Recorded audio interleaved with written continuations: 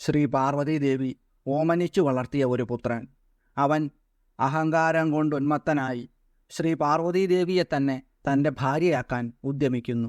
ചെയ്തുപോയ മഹാപാപത്തിൻ്റെ ഫലമായി 3000 വർഷമാണ് അവൻ ഭഗവാന്റെ തൃശൂലത്തിൻ്റെ അറ്റത്ത് 3 മുനകളിൽ കോർക്കപ്പെട്ട് രക്തം വാർന്ന് അതികഠിനമായ വേദനയോടുകൂടി കിടന്നത്. ഭഗവാനെ സ്മരിച്ച് ചെയ്തുപോയ അപരാധത്തിന് മാപ്പപേക്ഷിച്ചതിനാൽ അമ്മയുടെ കരുണ കൊണ്ട് മോക്ഷം നേടി ശിവഭൂതഗണങ്ങളുടെ അധ്യക്ഷ പദവി നേടി. ആ ദുഷ്ടനെ രക്ഷിച്ച നാമമന്ത്രധാരയാണ് അർത്ഥസഹിതം ഈ അധ്യായത്തിൽ. പ്രണവപ്രകാശത്തിൻ്റെ പുതിയ ഒരു അധ്യായത്തിലേക്ക് എല്ലാവർക്കും സ്വാഗതം. ശ്രീ മഹാദേവൻ ഒരിക്കൽ പാർവതിയോടും ഭൂതഗണങ്ങളോടുമൊപ്പം കാശിയിലെത്തി. കാശിയെ ഒരു നഗരമാക്കി മാറ്റിയ ശേഷം ഭഗവാൻ അവിടെ താമസമാരംഭിച്ചു. ഭൈരവൻ എന്ന വീരനെ നഗര സംരക്ഷണത്തിനായി നിയോഗിക്കുകയും ചെയ്തു. അക്കാലത്ത് ഒരു ദിവസം ജഗദംബികയായ ശ്രീ പാർവതീദേവി മന്ദരപർവ്വതത്തിൻ്റെ കിഴക്കുഭാഗത്തായിട്ട് ഭഗവാനോടൊപ്പം എത്തി. ഭഗവാനോടൊത്ത് പലവിധ ക്രീഡകളിൽ മുഴുകിയ പാർവതീദേവി ഭഗവാന്റെ കണ്ണുകൾ തൻ്റെ കരങ്ങൾ കൊണ്ട് മൂടിവെച്ചു. പല്ലവം പോലെ സുന്ദരമായ തൻ്റെ കരങ്ങൾ കൊണ്ട് പാർവതി ഭഗവാന്റെ കണ്ണുകൾ മൂടിയപ്പോൾ ധാരാളം വിയർപ്പുകണങ്ങൾ ഭഗവാനിൽ നിന്നും ഭൂമിയിൽ പതിച്ചു. ആ വിയർപ്പു തുള്ളികൾ എല്ലാം കൂടിച്ചേർന്ന് ഒരു ഭയങ്കരമായ ഒരു അസുരൻ രൂപപ്പെട്ടു. കറുപ്പു നിറവും സർവ അവയവങ്ങളിലെ നീണ്ട രോമങ്ങളും ഒക്കെയായിട്ട് വികൃതനായിട്ടുള്ള ഒരു സത്വമാണ് അന്നേരം അവിടെ ജനിച്ചത്. അവൻ ഉച്ചത്തിൽ പാട്ടുപാടുകയും പൊട്ടിച്ചിരിക്കുകയും ഉറക്കെ കരയുകയും ചെയ്തു. ആ സത്വത്തെ നോക്കി ഭഗവാൻ പുഞ്ചിരിയോടുകൂടിയിരുന്നു. മഹാദേവൻ പാർവതിയോട് പറഞ്ഞു, പ്രിയപ്പെട്ട ദേവി, എൻ്റെ കണ്ണുകൾ പൊത്തിപ്പിടിച്ചപ്പോൾ ജനിച്ചതുകൊണ്ട് ഭയങ്കരമായ രൂപമായിപ്പോയി ഇവന് എന്ന്. ഭഗവാന്റെ വാക്ക് കേട്ട് പാർവതീദേവി ചിരിച്ചുകൊണ്ട് കൈകളെടുത്തു. ലോകം വീണ്ടും പ്രകാശിച്ചു. കാരണം ഭഗവാന്റെ കണ്ണുകൾ അഗ്നിയും സൂര്യനുമാണല്ലോ. എന്നാൽ ആ ഘോര രൂപത്തിൻ്റെ കണ്ണുകൾ നിർജീവങ്ങളായിരുന്നു. അതായത് അവന് കണ്ണ് കാണുമായിരുന്നില്ല. പാർവതീദേവി ചോദിച്ചു, ഈ വിരൂപൻ ആരാണ്? ഘോരനും ഭയങ്കരനുമായ ഇവൻ നമ്മുടെ മുന്നിൽ നിൽക്കുന്നത് എന്തിനാണ്? ഈ ജീവിയെ സൃഷ്ടിക്കാൻ കാരണം എന്താണ്? ആരാണ് സൃഷ്ടിച്ചത്? ആരുടെ പുത്രനാണിവൻ? എവിടെ നിന്ന് വന്നു? വാസ്തവം എനിക്ക് പറഞ്ഞു തന്നാലും. മഹേശ്വരൻ പറഞ്ഞു, ദേവി, എൻ്റെ നേത്രങ്ങളെ പൊത്തിയപ്പോൾ വിയർപ്പു തുള്ളികൾ ഉണ്ടായി. അതിൽ നിന്നും അന്ധകനായിട്ടുള്ള ഇവൻ ജനിച്ചു. ഇവൻ അന്ധനാണ്. ദേവിയാണ് ഇവനെ സൃഷ്ടിച്ചത്. നമ്മുടെ അനുചരന്മാരിൽ ഒരുവനായി കണക്കാക്കി ഇവനെ രക്ഷിച്ചുകൊള്ളൂ. അതിൻ്റെ ചുമതല അവിടേക്കു തന്നെയാണ്. അന്ധകനെപ്പറ്റിയുള്ള ഭഗവാന്റെ വാക്കുകൾ അമ്മയിൽ കാരുണ്യഭാവമുണ്ടാക്കി. സഖികളോടൊപ്പം പുത്രനെ പോലെ അവനെ സംരക്ഷിക്കുവാനും ആരംഭിച്ചു. ഇക്കാലത്താണ് ഭാര്യയുടെ അപേക്ഷപ്രകാരം പുത്രന് വേണ്ടിയിട്ട് ഹിരണ്യാക്ഷൻ എന്ന അസുരൻ തപസ് ആരംഭിക്കുന്നത്. അസുരൻ്റെ തപസ്സിൽ സന്തുഷ്ടനായ ഭഗവാൻ ശ്രീ പരമേശ്വരൻ വരമേകാൻ തന്നെ നിശ്ചയിച്ചു. ഭഗവാൻ അവൻ്റെ മുന്നിൽ പ്രത്യക്ഷനായി. അല്ലയോ ദൈത്യേന്ദ്ര, ഇന്ദ്രിയങ്ങളെ നിഗ്രഹിച്ച് ചെയ്യുന്ന തപസ് എന്തിനാണ്? ആഗ്രഹിക്കുന്നത് ഏതും ലഭിക്കുവാൻ നീ അർഹനായി കഴിഞ്ഞു. ഭഗവാന്റെ വാക്കുകൾ കേട്ട് ഹിരണ്യാക്ഷൻ പതുക്കെ കണ്ണു തുറന്നു. മഹാദേവനെ കണ്ട് കൈകൂപ്പി സാഷ്ടാംഗം പ്രണമിച്ച് തലകൂനിച്ച് കൈകൂപ്പിക്കൊണ്ട് സ്തുതിച്ചു. അല്ലയോ ദേവദേവ, ഈ ദൈത്യകുലത്തിന് യോജിച്ച ഒരു പുത്രനെ എനിക്ക് നൽകിയാലും ഭഗവാനെ, പുത്രാർത്ഥിയായിട്ടാണ് ഞാൻ ഈ കഠിനമായിട്ടുള്ള തപസ് അനുഷ്ഠിച്ചത്. അത്യുഗ്രനായ ഒരു കുട്ടിയെ എനിക്ക് തന്നാലും. എൻ്റെ ജ്യേഷ്ഠന് പ്രഹ്ലാദനടക്കം 5 പുത്രന്മാരുണ്ട്. എനിക്കാണെങ്കിൽ ഒരു സന്താനം പോലുമില്ല. എൻ്റെ രാജ്യത്തെ പരിരക്ഷിക്കാൻ ആരാണുള്ളത്? സ്വന്തം ശക്തി കൊണ്ട് ശത്രുക്കളെ വിജയിച്ച് രാജ്യം സമ്പാദിക്കുകയോ പുത്രാർജിതത്തെ പരിരക്ഷിക്കുകയോ ചെയ്യുന്നവനല്ലേ പുത്രൻ? ഇഹത്തിൽ സുഖത്തിലും പരത്തിൽ ഊർധ്വഗതിക്കും പുത്രൻ വേണം എന്ന് വേദങ്ങളും ജ്ഞാനികളും വിധിക്കുന്നു. സർവഭൂതങ്ങളും ഈ മതമനുസരിച്ചാണ് പ്രവർത്തിക്കുന്നത്. വംശവിച്ഛേദം വന്നവന് പരലോകവുമില്ല. ജനങ്ങളെല്ലാം ദേവപാദാംബുജങ്ങളെ ആശ്രയിച്ച് യാചിക്കുന്നത് ഫലപ്രാപ്തിക്കായിട്ടാണല്ലോ. എനിക്ക് ഒരു കുഞ്ഞിനെ നൽകിയാലും. ദാനവരാജാവിൻ്റെ അഭ്യർത്ഥന കേട്ട ഭഗവാൻ കരുണാപൂർവം പറഞ്ഞു, അങ്ങേക്ക് ആൽബജനില്ല എങ്കിലും പുത്രനെ ഞാൻ തരാം. എൻ്റെ മകൻ അന്ധകൻ അങ്ങേക്ക് തുല്യമായിട്ടുള്ള ബലപരാക്രമങ്ങൾ ഉള്ളവനാണ്. ആർക്കും അവനെ തോൽപ്പിക്കാനുമാകില്ല. ദുഃഖങ്ങളൊക്കെ വിട്ട് ഈ പുത്രനെ സന്തോഷത്തോടുകൂടി സ്വീകരിച്ചാലും. ഇപ്രകാരം അരുളി ചെയ്തുകൊണ്ട് ഭഗവാൻ ശ്രീ പരമേശ്വരൻ പാർവതി സമേതനായി പുത്രനെ ഹിരണ്യാക്ഷന് കൊടുത്തു. ഭഗവാന്റെ പുത്രനെ തന്നെ മകനായി കിട്ടിയ ഹിരണ്യാക്ഷന് സന്തോഷം പൂർവാധികം വർദ്ധിച്ചു. സാഷ്ടാംഗം വീണ് ഭഗവാനെയും ഭഗവതിയെയും സ്തുതിച്ച ശേഷം സ്വന്തം രാജ്യത്തിലേക്ക് മടങ്ങി. ദൈത്യൻ പുത്രസമേതം എത്തിയത് രസാതലത്തിലായിരുന്നു. പരാക്രമിയായ ഹിരണ്യാക്ഷൻ സർവ്വദേവന്മാരെയും പെട്ടെന്ന് തന്നെ വിജയിച്ചു. സ്വന്തം വാസസ്ഥലത്തിലേക്ക് ഭൂമിയെയും കൂടി ആഴ്ത്തിക്കൊണ്ടുപോയി. ദേവന്മാരും മുനിമാരും സിദ്ധന്മാരും എല്ലാവരും വല്ലാതെ വിഷമിച്ചു. വിഷ്ണു ഭഗവാനെ ശരണം പ്രാപിച്ചു. വിഷ്ണുദേവൻ വരാഹരൂപത്തിൽ അവതരിച്ചുകൊണ്ട് രസാതലത്തിലെത്തുകയും ഹിരണ്യാക്ഷനെയും സൈന്യത്തെയും പൂർണ്ണമായിട്ടും ഭസ്മമാക്കി തീർക്കുകയും ചെയ്തു. ദേവന്മാർക്കെല്ലാം വീണ്ടും സന്തോഷമായി, സമാധാനമായി. അവശേഷിച്ച അസുരന്മാരെല്ലാവരും ചേർന്ന് ഹിരണ്യാക്ഷ സാമ്രാജ്യത്തിൻ്റെ അധിപതിയാക്കി മഹാദേവൻ്റെ പുത്രനായിട്ടുള്ള അന്ധകനെ വാഴിക്കുകയും ചെയ്തു. ഒരു ദിവസം കൊട്ടാരത്തിനടുത്തുള്ള ഉദ്യാനത്തിൽ ഹിരണ്യാക്ഷൻ്റെ പുത്രനായ അന്ധകനും പ്രഹ്ലാദനും സഹോദരന്മാരുമായി കളിച്ചുകൊണ്ടിരിക്കുന്ന സമയത്ത് പലതരം നേരം പോക്കുകളും പറയുന്ന കൂട്ടത്തിൽ ചിലരിങ്ങനെ പറഞ്ഞു, ഹിരണ്യാക്ഷൻ ബുദ്ധിഹീനൻ തന്നെയാണ്, സംശയം വേണ്ട. ശിവന് ഇഷ്ടപ്പെട്ടവനാണെങ്കിലും അന്ധനും വിരൂപനുമായ നിന്നെയല്ലേ കിട്ടിയത്. അതിനാണെങ്കിലോ ഉഗ്രമായ തപസ്സും ചെയ്യേണ്ടി വന്നു. സ്വന്തം പുത്രനെ പോലെയൊക്കെ ആണെങ്കിലും നിന്നേക്കാളും രാജ്യഭരണത്തിന് അർഹത മറ്റുള്ളവർക്കാണ്. നീ തന്നെ ഒന്ന് ആലോചിച്ച് നോക്കൂ. ഹിരണ്യാക്ഷന് ലഭിച്ച രാജ്യത്തിൻ്റെ സംരക്ഷണത്തിന് ന്യായമായിട്ടുള്ള അവകാശം ഞങ്ങൾക്കുമുണ്ട്. അവരുടെ വാക്കുകളുടെ അർത്ഥം ആലോചിച്ച അന്ധകൻ വല്ലാതെ ദുഃഖിതനായി. അന്ന് രാത്രി തന്നെ അവൻ അതിഭയങ്കരമായ ഒരു വനത്തിലെത്തി ബ്രഹ്മദേവനെ തപസ്സു ചെയ്യുവാൻ ആരംഭിച്ചു. 10,000 വർഷം കടന്നുപോയി. എന്നിട്ടും ബ്രഹ്മദേവനും പ്രത്യക്ഷനാകാത്തതുകൊണ്ട് പരിഭവിച്ച അസുരൻ തൻ്റെ ശരീരത്തിൽ നിന്നും മാംസകഷണങ്ങൾ രക്തത്തോടുകൂടി മുറിച്ചെടുത്ത് ഹോമിക്കുവാൻ ആരംഭിച്ചു. അത്ഭുതകരമായ ആ പ്രവൃത്തിയിൽ സംപ്രീതനായ ബ്രഹ്മദേവൻ അവന് മുന്നിൽ പ്രത്യക്ഷപ്പെട്ട് ആവശ്യമുള്ള വരം ചോദിക്കുവാൻ പറഞ്ഞു. ബ്രഹ്മദേവനോട് അന്ധകൻ ഇപ്രകാരം പറഞ്ഞു, എൻ്റെ രാജ്യത്തെ നിഷ്ഠൂരമായി അധീനമാക്കിയ പ്രഹ്ലാദ സഹോദരന്മാരെല്ലാവരും എൻ്റെ ഭൃത്യരായി മാറണം. എൻ്റെ അന്ധത നീക്കി ദിവ്യമായിട്ടുള്ള ചക്ഷുസ്സും വേണം. ഇന്ദ്രാദി ദേവന്മാരെല്ലാം കപ്പം തരണം. ദേവന്മാർ, ദൈത്യന്മാർ, ഗന്ധർവന്മാർ, യക്ഷന്മാർ, മനുഷ്യർ, നാഗപ്രമുഖർ എന്നിവരിൽ നിന്നൊന്നും എനിക്ക് മരണം സംഭവിക്കരുത്. മഹാവിഷ്ണുവിൽ നിന്നോ അത്തരത്തിൽ ദാനവന്മാരുടെ ശത്രുക്കളായിട്ടുള്ളവരിൽ നിന്നോ ഒന്നും തന്നെ ഞാൻ മരിക്കാൻ പാടില്ല. ഒരുവനിൽ നിന്നും ഭയവും ഉണ്ടാകരുത്. ഇങ്ങനെ എല്ലാ മരണത്തിനുള്ള മാർഗങ്ങളും അടച്ചുകൊണ്ടാണ് അന്ധകൻ വരം അഭ്യർത്ഥിച്ചത്. അത് ബ്രഹ്മാവിനെ കുഴപ്പത്തിലുമാക്കി. അദ്ദേഹം പറഞ്ഞു, ഈ പറഞ്ഞതുപോലെയൊക്കെ വന്നു ചേരും. എന്നാൽ അങ്ങയുടെ മരണത്തിന് കാരണം ഒന്ന് ആവശ്യമായേ പറ്റൂ. ജനിച്ചിട്ടുണ്ടെങ്കിൽ ഒരിക്കൽ മരണം സംഭവിക്കുക തന്നെ ചെയ്യും. അതുകൊണ്ട് മരണത്തെ ജയിക്കുവാൻ ഒരൊറ്റ വഴിയേ ഉള്ളൂ, ജനിക്കാതിരിക്കുക. പിതാമഹൻ്റെ വാക്കുകൾ കേട്ട് അന്ധകൻ ആലോചിച്ചു. അതിനുശേഷം പറഞ്ഞു, ശ്രേഷ്ഠകളും മധ്യകളും കനിഷ്ഠകളുമായിട്ടുള്ള സ്ത്രീകൾ കാലത്രയങ്ങളിൽ ഉണ്ടല്ലോ. ഇവരുടെ മധ്യത്തിൽ സ്ത്രീരത്നമായ ഒരുവൾ എൻ്റെ അമ്മയെപ്പോലെയാകണം.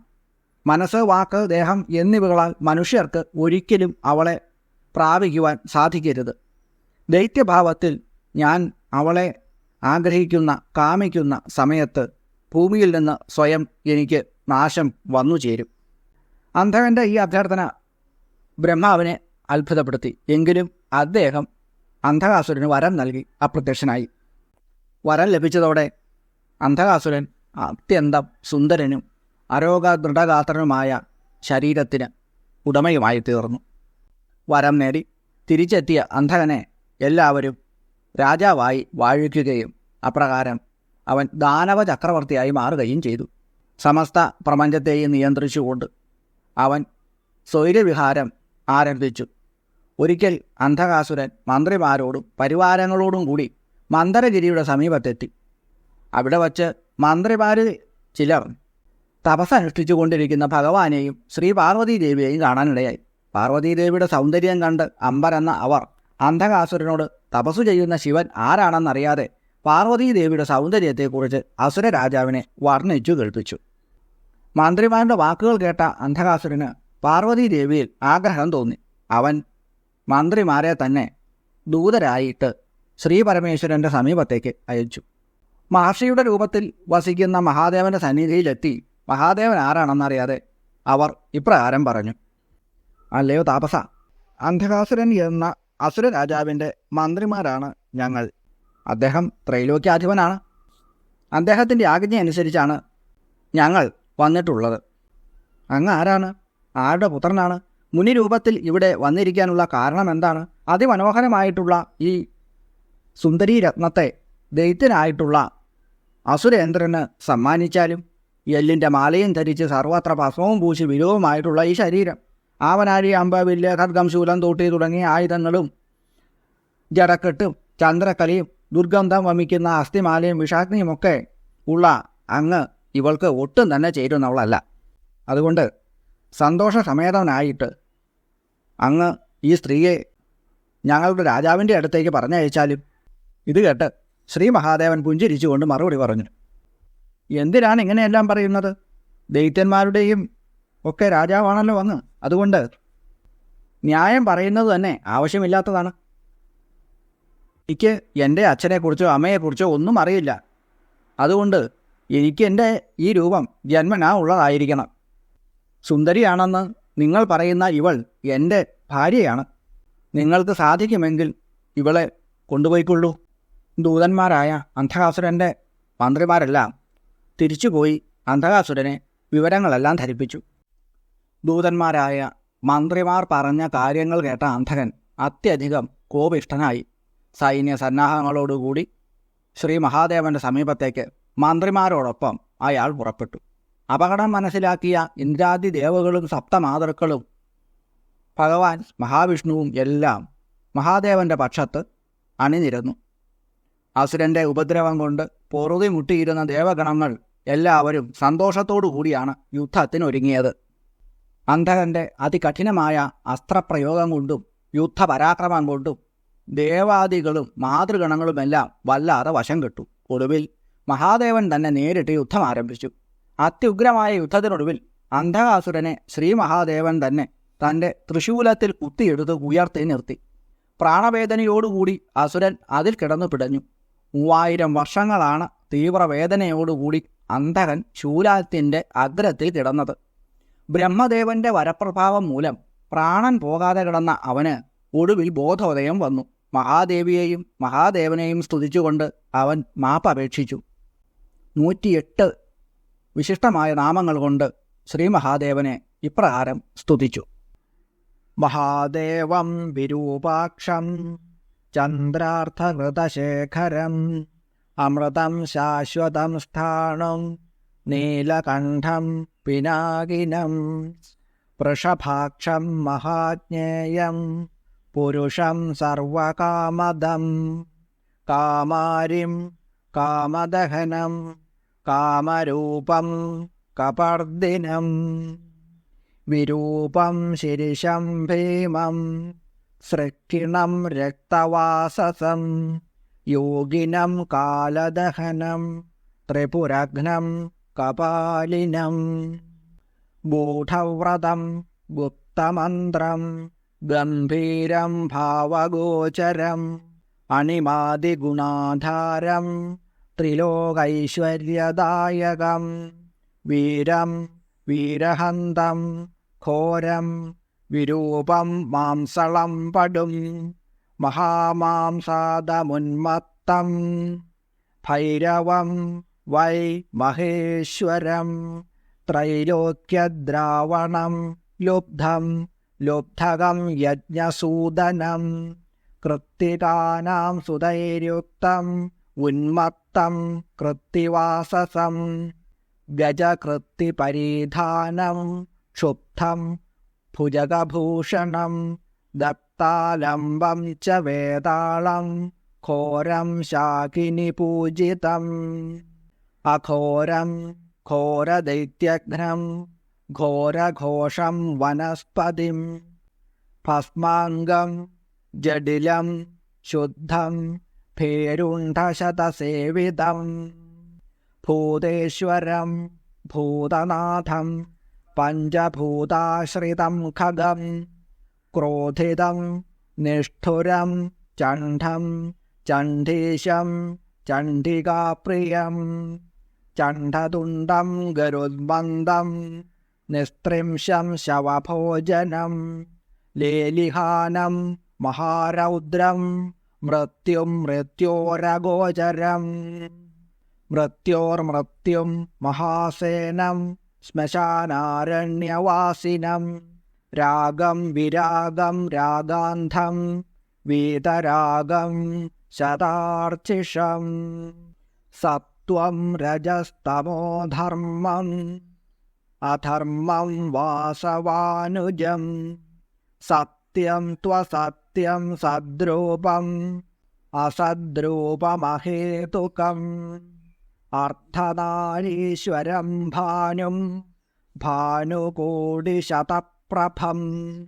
യജ്ഞം യജ്ഞപതിം രുദ്രം ഈശാനം വരദം ശിവം അഷ്ടോത്തരശതം ഹ്യേതന്മൂർത്തിനാം പരമാത്മന ശിവസ്യ ദാനവോധ്യായൻ മുക്തസ്തസ്മാൻ മഹാഭയാത്. ഓം ശ്രീ മഹാദേവന്റെ 108 നാമമന്ത്രങ്ങളാണ് ഇവ. ഈ 108 നാമമന്ത്രങ്ങളുടെയും അർത്ഥം കൂടി ഇവിടെ വിശദീകരിക്കാൻ ശ്രമിക്കാം. ഒന്നാമത്തെ നാമമാണ് മഹാദേവൻ. ദേവന്മാരിൽ മഹാൻ എന്നാണ് ഈ നാമത്തിൻ്റെ അർത്ഥം. വിരൂപാക്ഷൻ, ഭംഗിയില്ലാത്ത കണ്ണുകളുള്ളവൻ, ത്രിനേത്രൻ എന്നും അർത്ഥം. ചന്ദ്രാർത്ഥകൃതശേഖരൻ, ശിരസിൽ പകുതി ചന്ദ്രനെ ധരിച്ചിട്ടുള്ളവൻ. അർദ്ധചന്ദ്രനെയാണല്ലോ, ചന്ദ്രക്കലയാണല്ലോ ഭഗവാൻ ധരിച്ചിട്ടുള്ളത്. അതുകൊണ്ടാണ് ചന്ദ്രാർത്ഥകൃതശേഖരൻ എന്ന് പറയുന്നത്. അമൃതൻ, അമൃതസ്വരൂപൻ, ശാശ്വതൻ, സനാതനൻ എന്നാണ് വാക്കിനർത്ഥം. സ്ഥാണു എന്നാൽ സമാധിസ്ഥനായതുകൊണ്ട് തൂണുപോലെ ഉറച്ചവൻ എന്നാണ് അർത്ഥം. നീലകണ്ഠൻ, കഴുത്തിൽ നീലനിറം ഉള്ളവൻ. അടുത്ത നാമം പിനാകി, പിനാകം എന്ന വില്ല് ധരിച്ചിട്ടുള്ളവൻ. വൃഷഭാക്ഷൻ, കാളയുടെ കണ്ണിന് തുല്യം വിശാലമായ കണ്ണുകൾ ഉള്ളവൻ. മഹാജ്ഞേയൻ, മഹാൻ എന്ന രൂപത്തിൽ അറിയപ്പെടേണ്ടവൻ. അടുത്ത നാമം പുരുഷൻ എന്നാണ്. അന്തര്യാമി എന്നാണ് അർത്ഥം. സർവകാമതൻ, സകല ആഗ്രഹങ്ങളും പൂർണ്ണമാക്കി നൽകുന്നവൻ. അടുത്തത് കാമാരി, കാമദേവന്റെ ശത്രു. കാമദഹനൻ, കാമദേവനെ ദഹിപ്പിച്ചവൻ.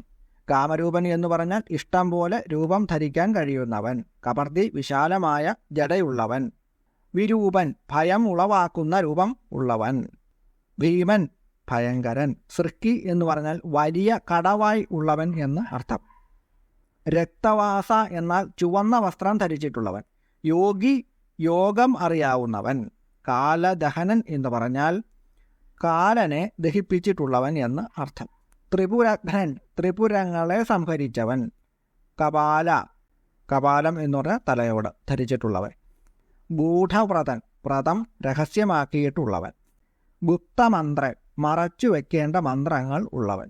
ഗംഭീരൻ, ഗംഭീരമായ സ്വഭാവത്തോടു കൂടിയവൻ. ഭാവഗോചരൻ, ഭക്തന്മാരുടെ ഭാവനയ്ക്ക് അനുസരണമായിട്ട് പ്രത്യക്ഷപ്പെടുന്നവൻ. അതായത് ഭക്തന്മാർക്ക് ഏത് രൂപത്തിലാണോ ഭക്തന്മാർ ധ്യാനിക്കുന്നത് അതേ രൂപത്തിൽ തന്നെ ദർശനം നൽകുന്നവൻ. അണിമാതി ഗുണാധാരൻ, അണിമ മുതലായിട്ടുള്ള സിദ്ധികൾക്ക് അടിസ്ഥാനമായിട്ടുള്ളതാരോ അവൻ.